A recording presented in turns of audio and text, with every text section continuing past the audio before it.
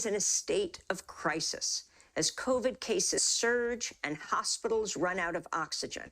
India recorded 315,000 new cases Thursday, the highest daily toll of any country since the start of the pandemic.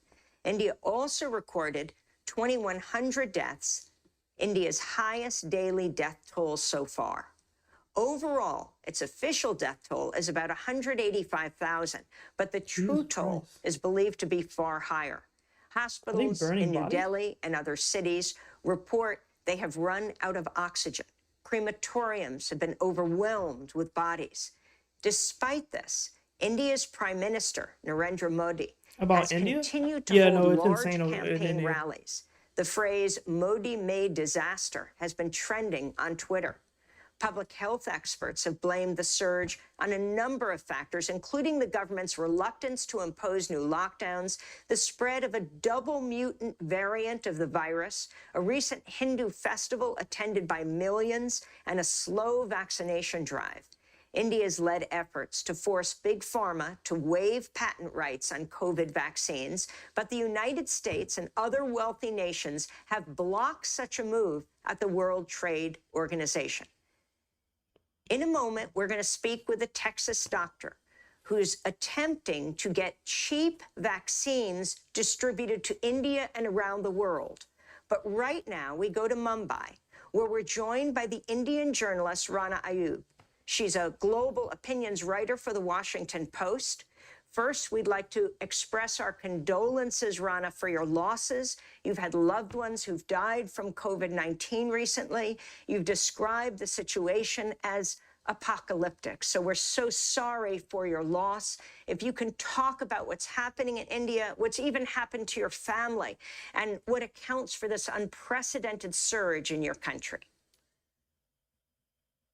Thank you, Amy. Thank you for having me on your show, and thank you, for your wishes, and thank you, Narmeen.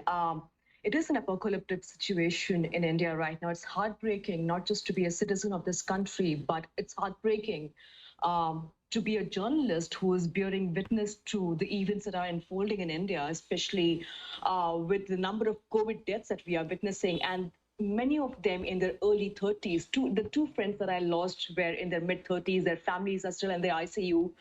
Yesterday, 22 patients lost their lives at one go in a hospital after a tank that was providing oxygen to the ventilators leaked for 30 minutes, and all 22 patients lost their lives in a span of an hour. And it's like this country is breathless. On Twitter, in hospitals, whenever I'm going to report, everybody is begging for oxygen.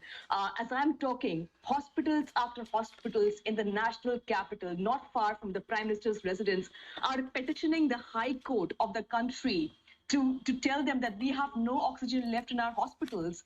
State governments are accusing each other of oxygen theft, that they are stealing each other's oxygen tankers. It's that kind of a situation. An investigation done by news website Scroll day before suggested that the government of India had invested billions of rupees. So, yeah, no, that's exactly what America is doing. America is doing that on purpose. They're purposely buying up vaccines to vaccinate the population of America. But also the thing with America is not everyone is getting a vaccine.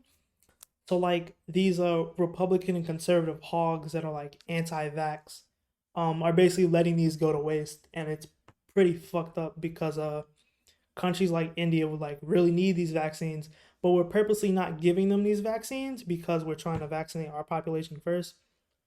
And ultimately, in my kind of a prediction, it's gonna backfire. Because what's going to happen is not everyone here is going to get vaccinated. They're not going to force people to get vaccinated or have a vaccination passport, even though we need one. What's going to happen is we're going to end up getting most Americans vaccinated, blah, blah, blah. But then what's going to end up happening is these other countries that don't have vaccinations, Americans are going to travel again, and these other countries are developing stronger variants, like the mutant South African variant that's able to get through the Pfizer vaccine. And so I think that's going to happen to all vaccines. And eventually, we're just going to be back at square one, where we need new vaccines to combat the abundance of mutant vaccinations because these other countries don't have them. And of course, because we're hoarding them, people are literally just like dropping and dying like flies because they don't have air and they don't have vaccines. Prime Minister, the PM Cares Fund, for setting up 162 oxygen plants. And so far, only 33 such plants have been functional in India. So clearly, we have not learned our lessons from the pandemic last year when a lockdown was announced and there was a migrant exodus. The situation in India right now is apocalyptic because the visuals are searing. I just wrote about the story of this young woman who's in a mid 30s, who had been wanting to have a child for 17 years. She gave birth to twin daughters, and within hours she died because she was COVID positive and there was no oxygen in the hospital. So that's the level of devastation that we are seeing. Families are carrying their patients on hand carts and stretchers and carrying oxygen cylinders and begging for them on social media. And we're still talking about the privileged section, Amy. We're not even talking about rural India, from which there is so much underreporting, and we don't know how many deaths are being reported in rural India. Why are the cops building? Rana, could you talk? the You've said a donut little bit things here? about why this latest wave is so devastating, but could it have been anticipated given the fact that the last, when the pandemic began in India, it was not as widespread? And can you talk in particular about the variant, the newest variant of COVID-19 that we know of, which originated in Maharashtra, in the state in which you are right now? So Narmeen, the B161 strain, which has been detected in India, in 4 different states, in Maharashtra, in West Bengal, is responsible for the higher rate of infections. This was first detected in October, and it's being linked to the higher rate of infection, but they're not very sure if it is linked to the severity of the cases. Experts in epidemics have told me that it is the reason that the infection is spreading at such a high rate. It is impacting a lot of young and middle-aged population, and which is why they're losing their lives. Now, the strain was first discovered in the month of October through genome sequencing of a sample in the country. Now, if the government of India had spent some resources and we had adequate genome sequencing, we could have possibly avoided this situation. But that's the problem with this government. Despite the fact that we had a crucial year in 2020 when we lost so many lives, we slipped into this complacency. We had various cabinet ministers thanking Prime Minister for, in a way, eradicating the virus from India while it was still very much present. People were not wearing masks. It was our clubs, our gymkhanas were open. People were walking on the streets without their masks. So this. We were waiting for this to happen, plus for the fact that the government did not. Yeah, also they haven't said it yet, but I think their prime minister's up for re-election. So he's been having like gigantic rallies. And then they had like a festival with like 1 million people or something. So that had like it was like a true like super spreader. Like it was a mega spreader, 1 million fucking people at a festival. So yeah, India's kind of like fucked right now. Learned no lessons from the fact that our hospitals, our healthcare infrastructure had collapsed. I've never really And seen despite people. that, I've seen and this video was of people something like that we struggling with discovered last year too. struggling with Despite the COVID. This is fact kind of fucked our up, hospitals do not have enough especially intensive when care units, we're hoarding vaccines for beds, people we who do aren't not even have gonna enough take it. ventilators. The government has not had a great vaccination program rolled out. So I think everything coming together, this is criminal abdication of responsibility by the Indian government, not learning its lessons from 2020, and which is why we have such a crisis of oxygen supply. We have a crisis of hospital beds. We have patients dying, and direct responsibilities. I think is with the Prime Minister of this country, who completely abdicated his responsibility in a country of 1.3 billion people. And can you say, Rana, what the response in the country has been to the fact that, in addition to what you point out as the failings of the Modi government, he has also himself held massive public rallies, even as cases have been going up. How have people in India, how are the media and others whom you're speaking to, how have they responded to what the Prime Minister has been doing? Well, Narmeen, I think last year the media was pretty proactive in calling the COVID virus the Talibanized virus in India, because some Muslims were a part of the religious congregation when there were barely 500 cases in India. This year, in the beginning of the year, in March, when there were millions of cases in India, the Prime Minister gave sanction to the Kumbh Mela, which is a Hindu religious festival, where Yeah, this is millions what of I was Hindu referring to. devotees were in the north of India taking dip in the Ganges, and that has been the single source of spreading the virus. And despite that, the Indian media is pretending that it did not exist. There's not a single critical report on the Kumbh Mela, which was sanctioned by the Prime Minister. The Prime Minister of the country has front page advertisements in newspapers welcoming the Kumbh Mela devotees. As far as he himself is concerned, it looks like there are two different realities in India. One reality, which is also playing out on our social media, where people are begging each other and asking each other to amplify help for oxygen and hospital beds. There is another India where the Prime Minister and the Home Minister are holding massive rallies, massive election rallies, in which thousands of people are seen following him in road shows without wearing the mask. And What the fuck? I mean, the level of insensitivity which is being displayed by the Prime Minister, and the fact that no mainstream Indian media is still willing to question. They're talking about Oh my reports God. from I hospitals. can They're talking smell the about deaths due to COVID. Jesus oxygen. Christ. They're talking about the distress in our crematorium, that the number of deaths has gone up significantly higher, but none of them is naming the Prime Minister. None of them is questioning the Prime Minister. The Prime Minister is still to hold a single press conference to take a single question from the Indian media. So this complete abdication of responsibility, not just by the Prime Minister, but also by the Indian media, except for a few channels, except for a few independent publications which have who have stuck their neck out and reporting the truth. But the Prime Minister is pretty critical of those who are reporting the truth. And like I said, there are two realities. One India, Yo, why where are they there are all patients just who are dying and there is devastation on in the this streets, random body and of one water? India, where, as I Never mind. talk It's a right now, tradition. I don't the know. Home I'm Minister of American. India is conducting a roadshow with thousands of people.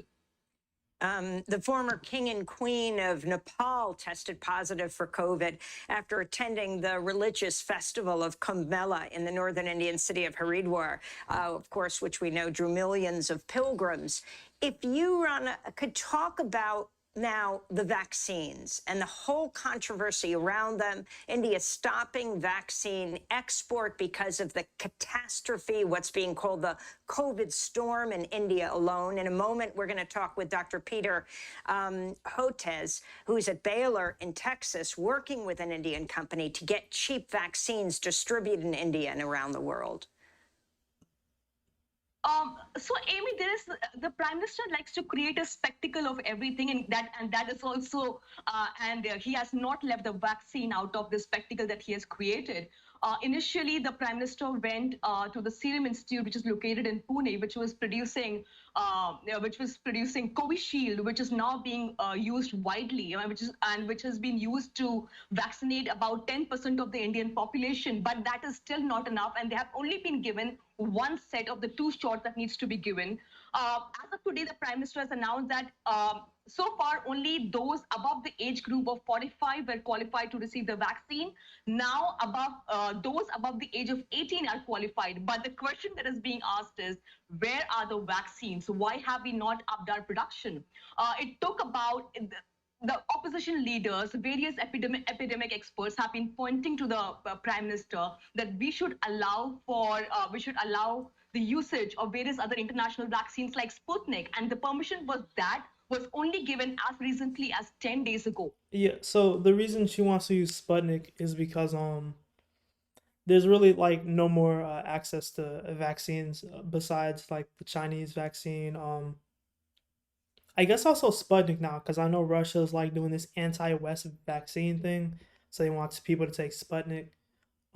So they can't really get like Pfizer, Moderna, J&J, or AstraZeneca, I don't believe, because that's kind of being gatekept by the UK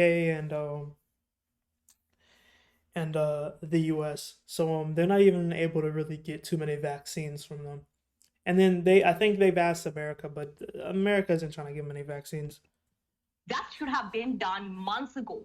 We still do not have enough vaccine. There is a war of words going on between the Prime Minister's Prime Minister and his cabinet minister and opposition leaders saying that we don't have vaccines. And the Prime Minister said, well, we have given you vaccines. And in Maharashtra, where I am sitting right now in Mumbai, close to 67 vaccination centers, which were used to vaccine the elderly, have stopped because there are no vaccines. The Serum Institute, which is producing the largest number of Covishield vaccines, has given different set of rates for different states. So there is an inherent discrimination which is happening there. But then again, it's happening at the direction of the Prime Minister of the country, who has not even tried to calm the nerves of those in India who are apprehensive about the side effects of the vaccine. The Prime Minister of India and this health minister should have ideally taken a press conference, or should have had large vaccination drives, trying to make sure that people are not scared of taking the vaccine. That's what is happening right now. We either have no vaccines, or in some places where we do have vaccines, there are people who are scared of taking it. So right now we have the Covishield, we have the Covaxin, which is being made by Bharat Biotech, and now we have Sputnik, which will be coming in India in the month of May. We want to thank you, Rana Ayub, for joining us. Indian. Yeah, so that's basically the situation in India. It's pretty fucking grim. I think they passed Brazil for the highest rate of cases. So now they're under the US. Cuz I think they passed Mexico a while ago, and then I think they just passed Brazil. But those are all like the most fucked up countries in the world right now. But yeah, the situation is pretty bad for India. I feel bad for them. And I feel bad for the other like South American countries, because we're not giving them vaccines either. I don't even think we're giving like Mexico, our fucking like pig dog nation vaccines, which sucks.